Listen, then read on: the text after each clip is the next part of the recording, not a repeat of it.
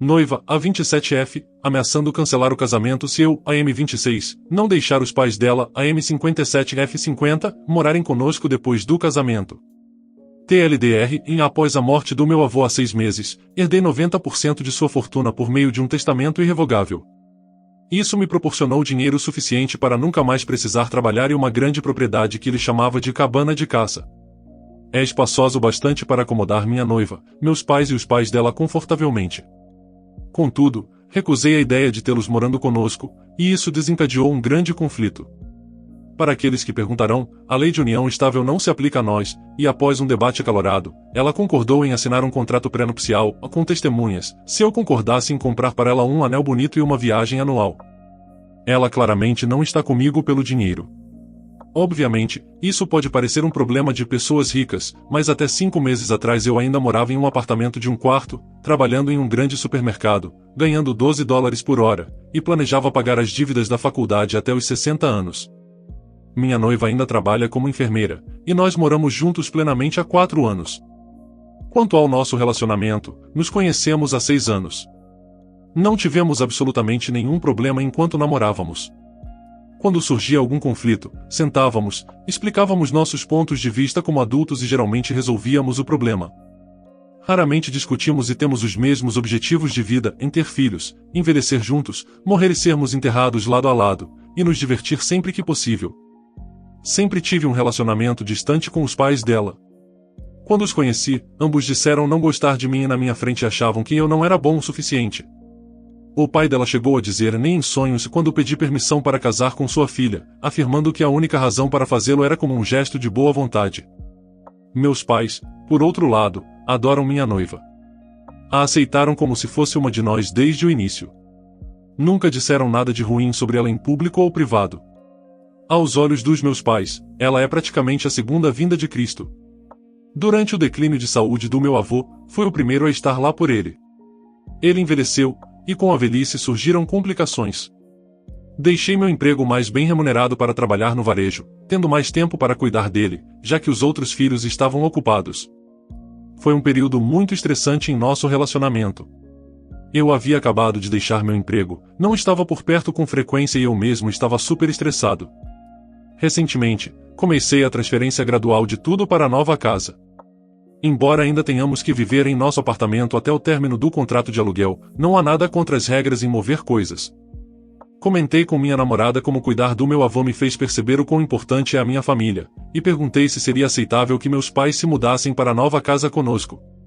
Meu pai poderia se aposentar, e minha mãe poderia passar o resto da vida relaxando, sem se preocupar com contas e dívidas, porque posso pagar ao longo do tempo, não sou louco o suficiente para pagar tudo de uma vez. Ela expressou o quanto achou a ideia incrível e mencionou que gostaria que os pais dela também se mudassem. Ri da ideia e perguntei se ela estava falando sério, e por que eu iria querer viver em uma casa com pessoas que não gosto e nem quero interagir. Ela explicou que isso poderia ser uma boa chance para curar antigas feridas e fazer as pazes. Eu expliquei que não apenas não quero curar antigas feridas, se dependesse de mim, eles nem viriam para o casamento. Obviamente, isso foi a coisa errada a dizer, e agora ela me dá o ultimato de deixá-los se mudar ou o casamento está cancelado. Embora eu compreenda o lado dela, realmente não quero interagir com eles de nenhuma forma.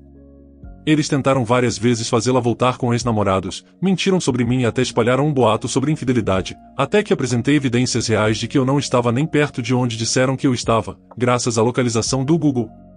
Minha noiva sabe de tudo isso e ainda quer tentar reconstruir um relacionamento com eles. Na última semana, tenho evitado ela com desculpas e mentiras brancas. Tenho me encontrado com contadores, advogados, responsáveis pelo local do casamento e joalheiros. Também tenho passado noites inteiras no túmulo do meu avô, bebendo com ele, e não volto para casa até às 4 da manhã. Para mim, parece que meu avô ainda é a única pessoa para quem posso desabafar meus segredos mais profundos e frustrações. É por isso que recorri a vocês, Reddit. Me sinto preso. Por um lado, não quero viver com pessoas que absolutamente detesto, e por outro lado, não quero perder a mulher dos meus sonhos. Quero a opinião de terceiros sobre o assunto, sem qualquer ligação comigo, pois acredito que é a melhor maneira de tomar uma decisão sensata sem a influência de pessoas próximas a mim. Estou mais do que disposto a responder a perguntas e conheço o funcionamento deste subreddit porque também sou um reditor ávido. A mulher dos seus sonhos nunca permitiria que seus pais fossem tão vis com você e tolerassem isso. Olha, meu pai gostava do meu cunhado, mas não queria que minha irmã se casasse com ele. Foi a sua situação e a sua família que ele se opôs. No ensaio, o oficiante disse ao meu pai: "Você diz que eu dou a esta mulher ou a mãe dela e eu dou." Meu pai olhou para minha irmã e disse: "E se eu disser que não dou essa mulher porque não acredito nesse casamento?" Minha irmã olhou-o diretamente nos olhos e disse-lhe: "Então eu ando pelo corredor sozinha e me entrego porque eu o amo." Não se engane, meu pai nunca falou mal do meu BIL antes ou depois do casamento. Ele conversou com minha irmã uma vez sobre suas preocupações antes de se casarem. Minha irmã nunca teria tolerado um comportamento como o demonstrado por seus sogros. Meus pais não teriam sido tão desrespeitosos com nenhum deles. Se o seu noivo realmente te amasse, ela não teria permitido. Ela certamente nunca pediria para você ignorar isso e viver com eles. Dê uma boa olhada em seu relacionamento. Não é tão rosa e maravilhoso quanto você pensa. Editar, meu pai a acompanhou até o altar e a entregou. Ela espera que você cuide das pessoas que te odeiam. Não ceda às exigências dela. Honestamente, não acho que você deva se casar com ela apenas por causa da manipulação. Os pais dela são manipuladores. Agora, você vê de onde ela tirou isso. Exoube por não querer entrar em um relacionamento não monogâmico. Eu, H31, estava me relacionando desde outubro com uma M26. Vamos chamá-la de Paula. Um pouco de backstory: conheci Paula no ano passado, começamos a ficar e saímos por cerca de 3 meses. Eu estava super apaixonado por ela desde aquela época e sabia que ela gostava muito de mim também, mas eu sempre sentia que ela não permitia se entregar tanto ao relacionamento. Parecia que estava sempre ali se segurando um pouco, não me permitindo aproximar. Esse foi o principal motivo pelo qual terminamos pela primeira vez. Nos afastamos no começo, mas eventualmente voltamos a virar amigos no meio do ano. Saímos algumas vezes, como amigos, desde então, até que em outubro voltamos a ficar e sair. Paula decidiu ser mais transparente comigo e me contar tudo que não tinha contado da primeira vez que ficamos. Paula é bissexual, mas sempre ficou mais com mulheres do que com homens. Até começar a se relacionar comigo, disse que só tinha se envolvido com 2 homens, e em ambos os casos, tinha sido ruim. Ela disse que sempre se viu como uma mulher LGBTI, por isso, ficou tão confusa quando se viu gostando de mim. Isso significaria entrar em um relacionamento heterossexual, e ela tinha medo que isso, de certa forma, apagasse a identidade dela como bissexual. Por isso, ela se segurava tanto da primeira vez que nos relacionamos, estava bem confusa. Reconheceu que, com isso, acabou me machucando no processo, mas queria deixar as coisas bem claras desde já, para não acontecer de novo e alinharmos as expectativas. Paula também é bem militante, uma das mais militantes que eu conheço. Eu também sou de esquerda, mas ela é bem mais engajada, do tipo de já ter feito ocupação, ir sempre em manifestações e tudo mais. Quando voltamos a ficar em outubro deste ano, Paula também deixou claro desde o começo que não tinha interesse em um relacionamento do tipo tradicional, de namorar, noivar, casar, etc. Ela disse que, se fosse entrar em um relacionamento, seria não monogâmico e, por mais que ela não tivesse vontade de ficar com ninguém além de mim naquele momento, futuramente, se acontecesse dela sentir atração por outra mulher ou homem, ela não queria se privar de beijar a pessoa. Como quando ela me contou isso, tínhamos recém acabado de voltar, eu disse que, para mim, naquele momento, não seria um problema. Poderíamos ir com calma, mas que um dia lá na frente, dependendo de como as coisas se desenrolassem, eu ia querer conversar sobre fechar a relação sim e ter algo mais sério e exclusivo. O foda é que, ao contrário dela, eu sou super monogâmico. Eu amo a monogamia. Eu quero namorar, casar, fazer planos e ser boiolinhas juntos com a pessoa que eu amo. Eu não tenho mais idade, disposição nem interesse de sair ficando com várias pessoas por aí. No começo, eu até tentei encarar como uma amizade com benefícios, uma booty call, mas conforme continuamos nos relacionando, eu fui me apaixonando mais e mais. Já nos tratávamos como namorados, fazíamos rolês de namorados e tudo mais. No último final de semana, trocamos nossos primeiro eu te amo, e parece que era algo que já estava entalado faz tempo na minha garganta. Eu até perguntei se ela não achava cedo demais para falarmos isso, mas ela disse que também se sentia assim tem tempo porque a gente já se conhecia tem tempo. Sinto muito pelo término do relacionamento. Aqui está o texto corrigido.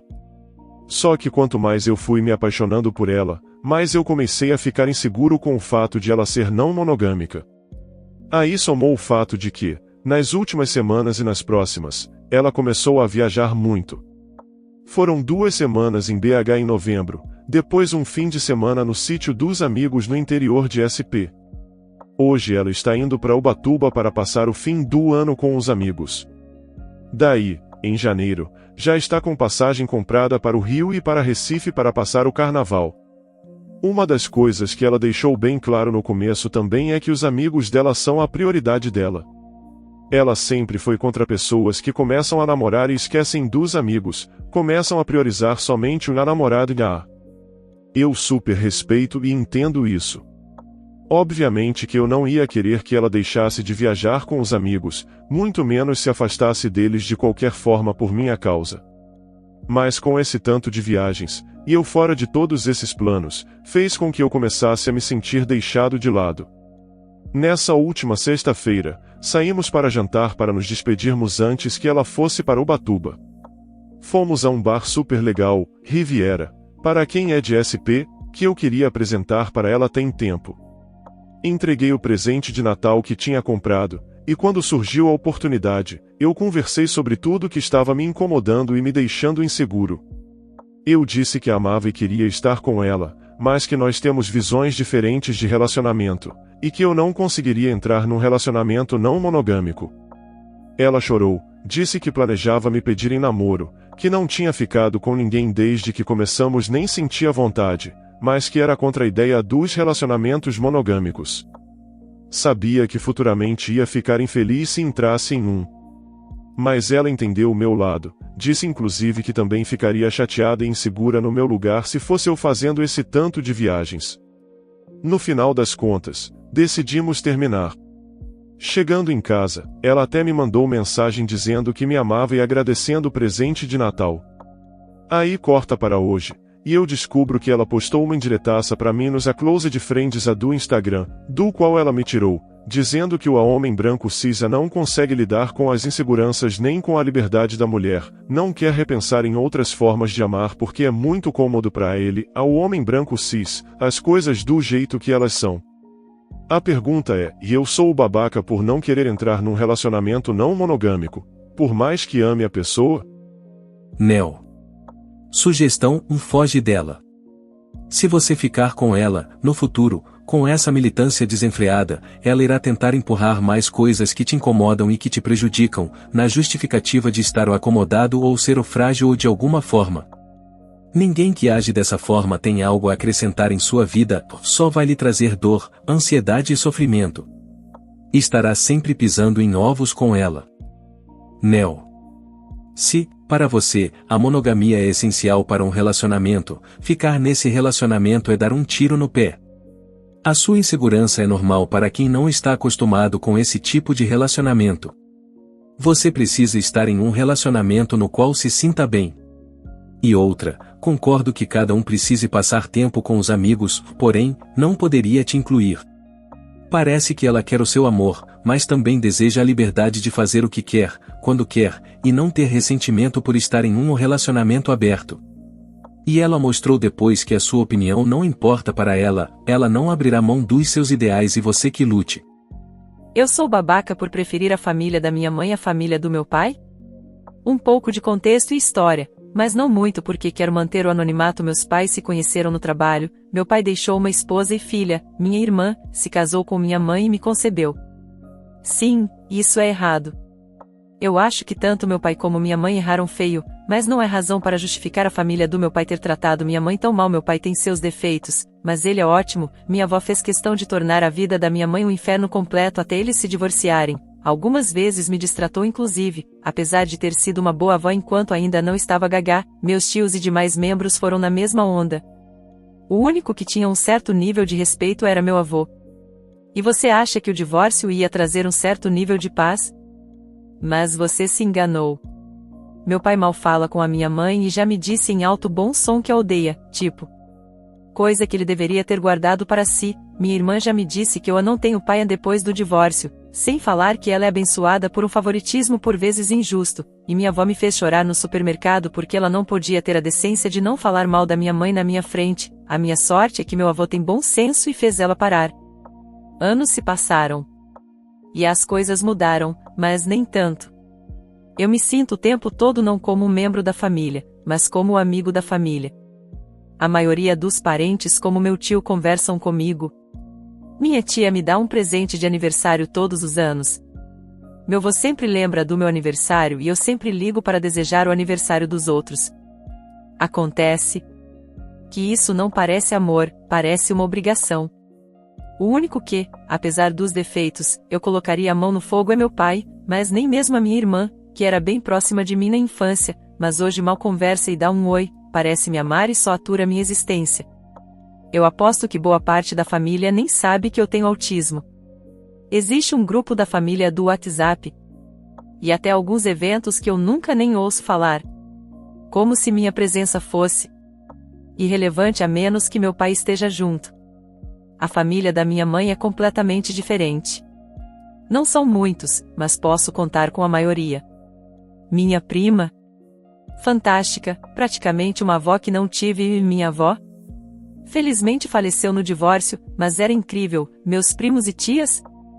Incríveis. Meu tio-avô? Eu ainda não conheço ele, mas pelo menos eu tenho vontade de conhecê-lo.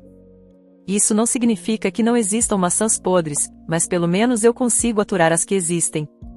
Minha mãe, em particular.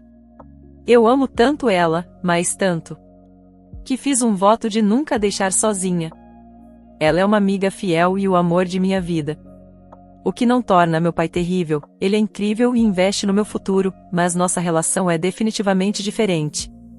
Então eu sou obrigado a perguntar? Eu sou babaca por isso? Ninguém. Você não precisa gostar de alguém só porque é parente. E, pelo que você disse, é bem óbvio que, na maioria dos casos, acabaria preferindo a família por parte da mãe.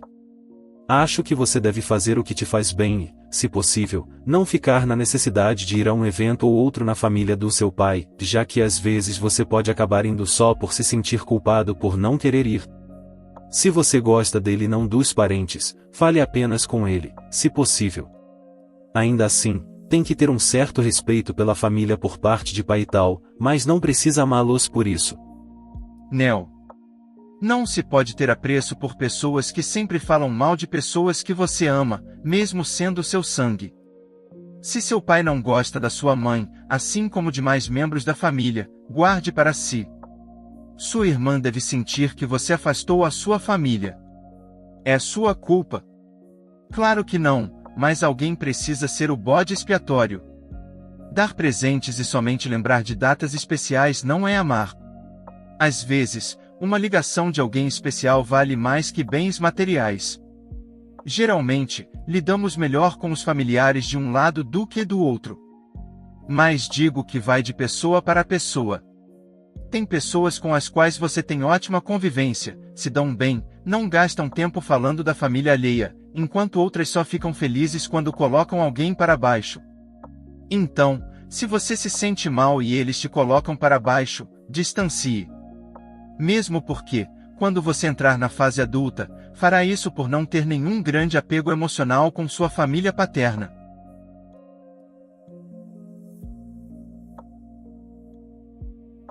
Espero que você tenha gostado. Compartilhe, se inscreva no canal para não perder os próximos vídeos.